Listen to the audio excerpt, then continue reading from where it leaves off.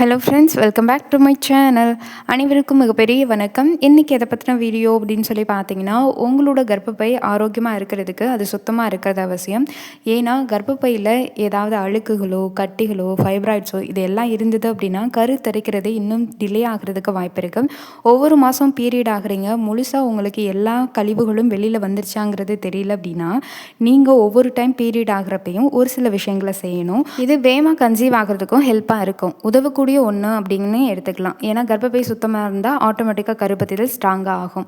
உங்களுக்கு bleeding flow ஸ்லோவாக இருக்கிறனாலும் சரி, அதே மாதிரி உங்களுக்கு கர்ப்பப்பையில் ஏதோ ஒரு பிரச்சனை இருக்கிற மாதிரி ஃபீல் பண்ணாலும் சரி, இந்த மாதிரி விஷயங்களை ஃபாலோ பண்ணுங்கள். நான் இந்த வீடியோவில் சொல்லியிருக்க விஷயம் அப்படிங்கிறது நீங்கள் தொடர்ச்சியாக ஒவ்வொரு மாதமும் பண்ணணுன்ற அவசியம் கிடையாது. 3 அல்லது 6 மாதத்துக்கு ஒரு டைம் நீங்கள் பண்ணால் போதும். ரெகுலராக ஒவ்வொரு மாதமும் பண்ணணுன்ற அவசியம் கிடையாது.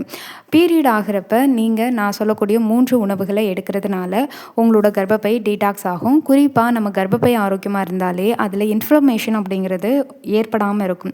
ரீசெண்டாக நான் போட்ட வீடியோவில் ஒரு சிஸ்டர் இன்ஃப்ளமேஷன்னா என்னென்னு கேட்டிருந்தாங்க. வாய்வு தங்குறது, இல்லை அலர்ஜி ஏற்படுறது. நம்மளுடைய வயிற்று பகுதியில் அலர்ஜி ஏற்பட்டுச்சுன்னா அது நம்மளுக்கு தெரியாது. ஆனால் உங்கள் வயிறு கெட்டு போச்சு, அடிக்கடி உங்களுக்கு சவுண்ட் வரும் வயிற்றுல இருந்து. அதே மாதிரி மோஷன் போகிறப்ப உங்களுக்கு லூஸ் மோஷன் மாதிரியே உங்களுக்கு இருக்கிறதுக்கு வாய்ப்பு இருக்குது.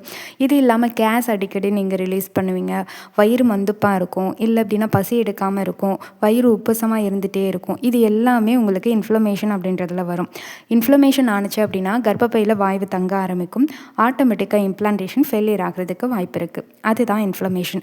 ஓகே, நம்ம வீடியோக்குள்ளே போயிடலாம். பொதுவாக கர்ப்பப்பை க்ளீனாக ஆகிறதுக்கு பீரியட் ஆன உடனே நீங்கள் பண்ணணுன்ற அவசியம் கிடையாது. 2வது நாள்லேருந்து நீங்கள் ஃபாலோ பண்ணுங்கள். ஏர்லி மார்னிங் எம்டி ஸ்டொமக்கில் தான் நீங்கள் எடுத்துக்கணும். அந்த பீரியட் ஆகக்கூடிய முதல் 3 நாளுமே எந்தவித டீ, காஃபி இது எதுவுமே எடுக்காதீங்க. அதுக்கு பதிலாக காலையில் கருஞ்சீரகம் அப்படிங்கிறது இருக்குது.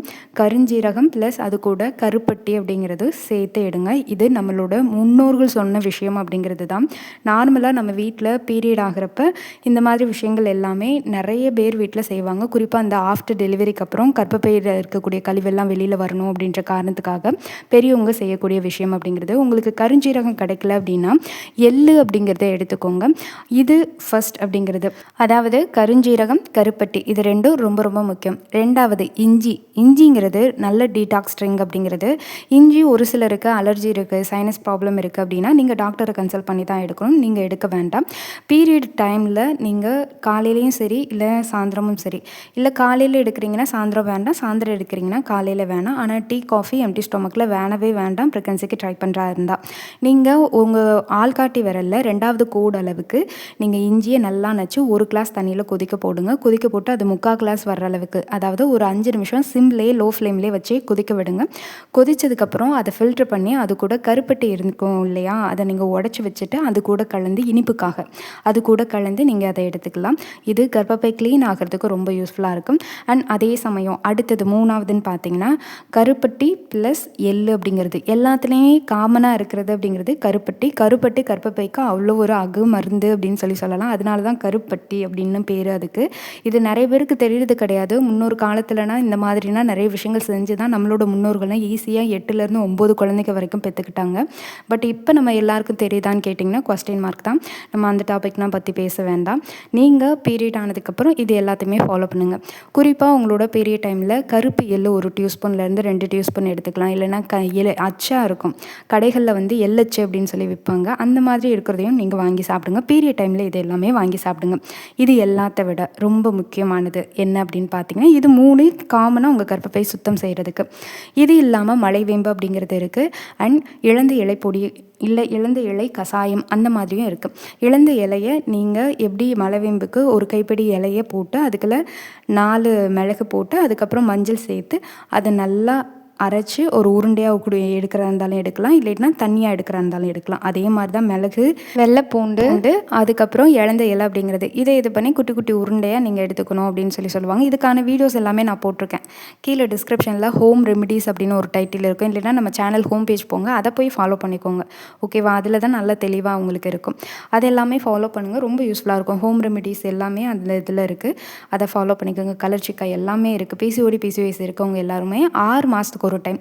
குறிப்பாக நீங்கள் இர்ரெகுலர் பீரியட் இருக்குது, இல்லைனா ப்ரெக்னன்சிக்கு ட்ரை பண்ணுறீங்க, இன்னும் குழந்தை இல்லை அப்படின்னா, நீங்கள் 3 மாதத்துக்கு ஒரு டைமோ இல்லை 6 மாதத்துக்கு ஒரு டைமோ மலைவேம்பு எடுத்துக்கோங்க. இது ரொம்ப நல்லது. இந்த மலைவேம்பு கிடைக்கல அப்படின்னா நார்மல் வேம்பாச்சும் நீங்கள் எடுத்துக்கோங்க. எப்பப்போ உங்களுக்கு பீரியட் ஆகுதோ அந்த டைமில் இந்த நார்மல் வேம்பில் கொழுந்து இருக்கும் இல்லையா, அந்த கொழுந்து மட்டுமே கொஞ்சம் லைட்டாக ஒரு கைப்பிடிக்கு கம்மியாக நீங்கள் பறித்து அப்படியே வாயில் போட்டு மென்னுங்க. அது ரொம்ப கசப்பாக இருக்காது. கடைசியாக நீங்கள் முழுங்குறப்ப தான் கசப்பாக இருக்கும். அதனால் நீங்கள் எடுத்துக்கோங்க. இது எல்லாமே கர்ப்பப்பை க்ளீன் பண்ணுறதுக்கு ரொம்ப யூஸ்ஃபுல்லாக இருக்கும். குறிப்பாக பீரியட் டைமில் உங்கள் கர்ப்பப்பை க்ளீன் ஆகிறதுக்கு எக்ஸ்டர்னலாக என்ன உணவுகள் எடுக்கணும் அப்படின்னு பார்த்தீங்கன்னா, முருங்கைக்கீரை ரிலேட்டடான உணவுகள் எடுத்துக்கோங்க. அதை டீடாக்ஸ் பண்ணும் உங்களோட கர்ப்பப்பைக்கு.